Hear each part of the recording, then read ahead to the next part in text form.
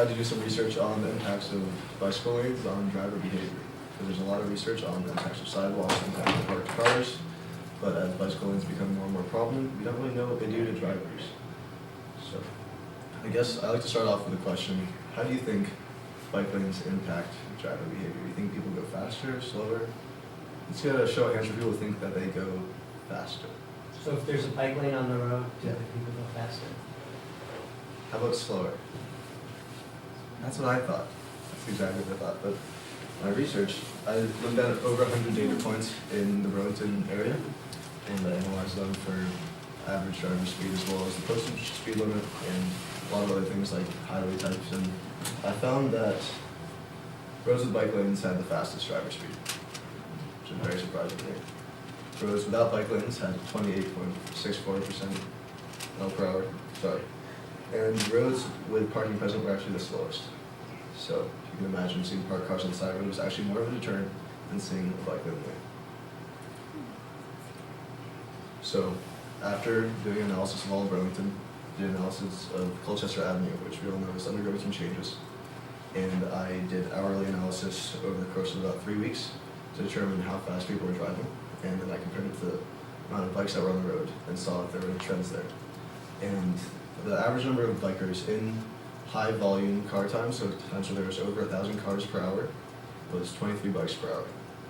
And in times when there was above that average number, you would see on the left that these were the average breakdown for driver speeds.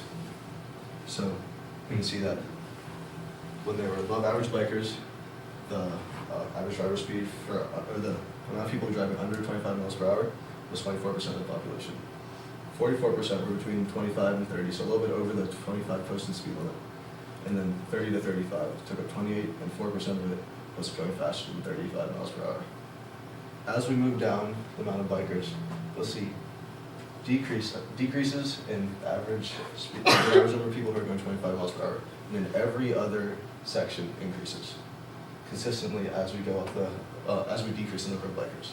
So one can infer that more bikers means slower cars. And that's supported by the data points that we found that when we put it all into one thing.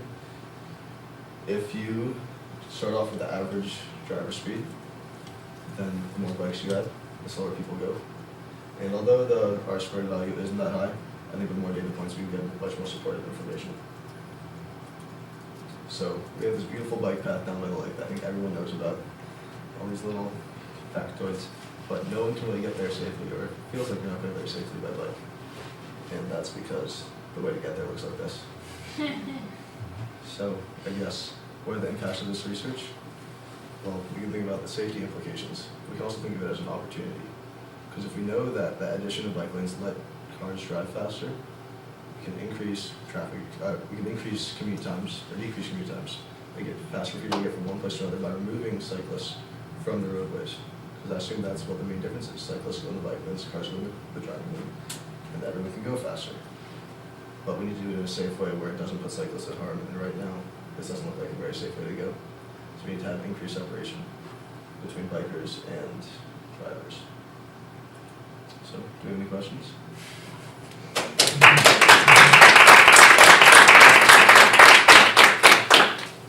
Yes. Ben, how did you collect your data? So I talked to some people down at the Chittenden County Regional Planning Commission, and they've actually been collecting data for at least the past 15 years that's publicly available. So they put me in the right direction, and they have lists and lists and lists of data. So I went through that, and at first I had just ridiculous number of data points. So I narrowed it down to only 25 mile per hour zones using some Excel work, and then from that I kind of narrowed it down again to roads that had updated Google Maps work on it, so I could actually go and see for all these different places how to place them, if they had bike lanes, if they had parking, where the sidewalks were, how close the embankments were on the side of the roads.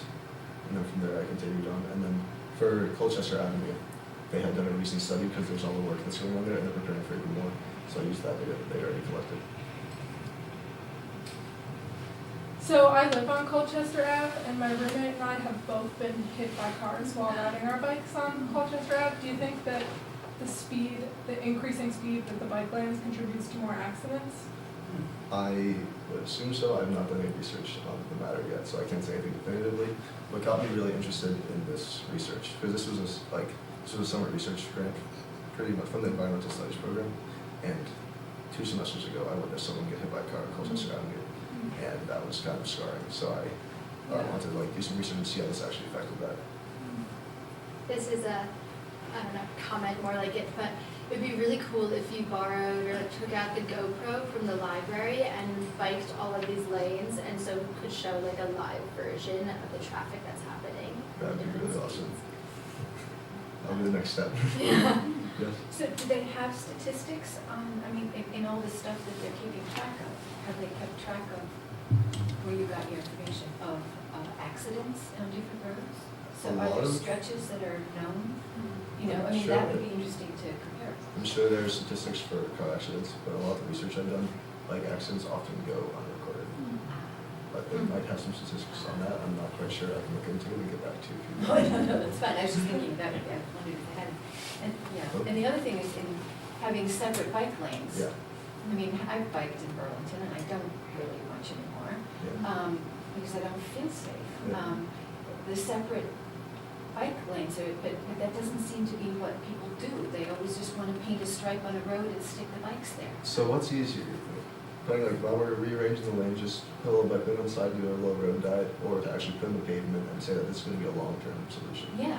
It's much harder to do that. It's the expense factor. Yeah, and I think there needs to be more data showing that these are impactful. And I think Lev, who's presenting next, can actually show some information on how people decide where to go. Because you don't want to put a bike lane somewhere and then realize that no one's going to use it because it's out of the way. Right. In the back? Yeah, I guess I was looking at your chart, and it seems like about half of the drivers are going over the speed limit, right? Because Yeah. Burlington intra is 25, 30 in some cases. So why would you want drivers to go faster when they're already going over the speed limit? You would want to adjust, well, I mean, potentially you would, if you want to increase, or decrease the amount of time it takes people to get from point A to point B, faster drive speeds are better. But that's only okay if you're also providing infrastructure to increase safety alongside it. And you really shouldn't be putting, at-risk bicyclists next to those Right. fast driving cars. Right. Does that answer your question? Yeah. Good question. Was it another? What are you going to do with this data, Ben? Could you submit it to locomotion? I mean, it sounds like there needs to be some policy changes and some good done with this data and to encourage more education, always, of course, more education of bikers and drivers. Yeah. I mean, I'm about to start commuting by bike, and this is kind of scary information. I did this research over the summer, and this has been the real first time I presented it to an audience. I went to one of Richard's class and talked to his students at the time. But I'm actually currently the active transportation intern for Transportation Parking Services here. And right now, UVM, as well as the City of Burlington, as well as Chittenden County, are all undergoing active transportation plan development. And so I think this is a really opportune time that maybe this information could be useful. And I'm hopefully going to be using it to implement some changes on UVM campus and the surrounding area. I had a question in the back. I was going to ask the start and end year of the data and whether you think certain portions of our infrastructure, such as bike lanes on Shelburne Road, are really driving the means that you have. So you're only talking about the Shelburne Road or Colchester? Or, sorry, what years were your data? Was the first question. I wish I remembered. But you made it sound like it was a large number of years. Yes, for the large Like Burlington. 15 or something, yeah. For this, it was Yeah. all within the past, I want to say 12 years. But for this, it was, I think, within the past 3. Okay.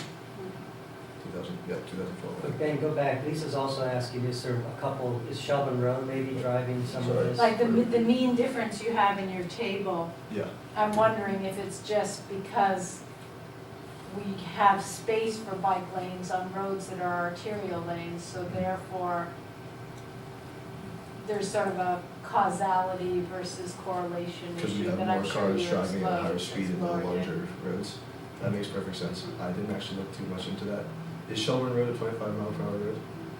So that would be 30, excluded 40. from this work. Yeah, for this table, it was only Oh, on okay, those 25 I missed that mile per hour. part, thank you, Sorry, that makes I- sense, yeah. Good question, though. You got a question before? Where is that going? It's gone. Okay.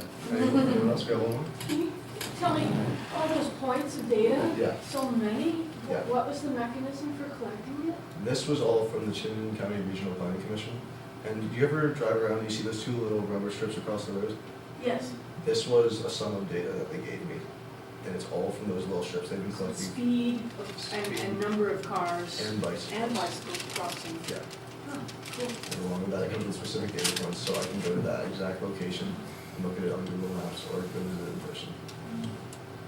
Ben, you're a believer in riding a bike, but your data seems to suggest that bike lanes are not good for bikers unless there's a ton of bikers in the bike lanes. Exactly, so as I said, Lev is going to help us see how we can get more bikers in the bike lanes, but I also think that we're in this middle ground right now where we're in between having bikers just having nowhere to go and having like actual facilities. And as we talked about before, we just paint a line and say, this is where you belong. But I think we're in a transitional stage right now, and this research can hopefully help people understand that there needs to be more infrastructure developed. And you're not worried that people could just say, hey, we better not paint any more bike lanes because it's not good for bikers? I don't think that's the right answer. Cars go faster. Yeah. Were the statistics based on seasons as well, in terms of like how many people are biking and I don't know, different patterns? based Yeah, on the it time of was. year? It wasn't in the winter. It was all between March and I want to say June. But once again, it's been a little while since I looked at exact data. Yes, Lev? Do you have an idea of what the point is, or maybe a method for figuring out what the point is when the amount of bikers on the road makes it so that the cars are slowing down? Because you showed that when there are a lot of bikers, drivers are going slower. Yeah.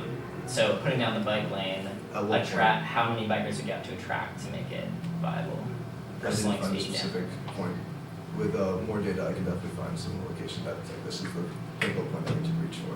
So you think it's just more locations, more? Yeah, I was dealing with a fairly limited data set, even though there were all those data points. For Colchester Ave, it was just one specific road, and one stretch of it. So I think if we could analyze more places with bike lanes around Burlington, we'd be able to do a much better job. We could hire bikers to get the numbers out. There we go.